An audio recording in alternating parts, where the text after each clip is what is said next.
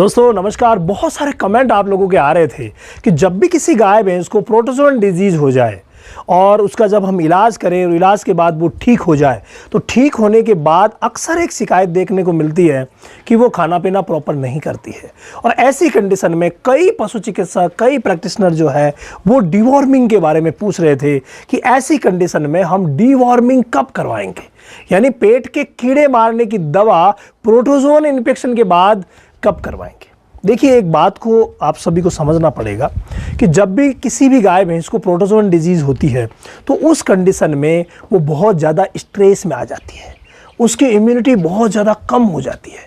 तो जो ही protozoan disease से वो उबरती है, ठीक होती है, एक तरफ बहुत सारे एंटीबायोटिक लग गए, एक तरफ एंटी प्रोटोजोन मेडिसिन लग गई, एक तरफ जो प्रोटोजोआ ने अटैक किया था उसका स्ट्रेस, दूसरी तरफ जब भी प्रोटोजोन अटैक होता है आपको पता है खून की कमी हो जाती है, वो स्ट्रेस। तो ऐसे करके चारों तरफ से भैंस गाय बहुत ज़्यादा स्ट्रेस में आ जाती है। ऐसी कंडीशन में हमारा उद्देश्य ये रहता है कि जो ही वो ठीक हो हम उसकी इम्यूनिटी को बढ़ाएं, उसके स्ट्रेस को कम करें। तो ऐसी कंडीशन में स्ट्रेस बढ़ाने वाली दवाई हो गई एंटी पैरासिटिसाइड जो मेडिसिन्स होती है, जो डीवॉर्मिंग हम करवाते हैं, तो वो स्ट्रेस पैदा कर सकती है, नुकसान हो सकता है। इसीलिए हमेशा ध्यान दीजिए, प्रोटोजोन डिजीज से कंप्लीटली ठीक होने के बाद ही डीवॉर्मिंग करवाइए, अदरवाइज डीवॉर्मिंग से नुकसान हो सकता है। ये पूरा ध्यान रखना है। आप अपने एरिया में, अपने क्षेत्र में या अपने फार्म पर ऐसा माहौल पैदा कीजिए कि कभी भी गाय भैंस को बीमारी के दौरान डीवॉर्मिंग की आवश्यकता ही ना हो। पहले से ही रेगुलर जो डीवॉर्मिंग होती है वो करवाते रहें।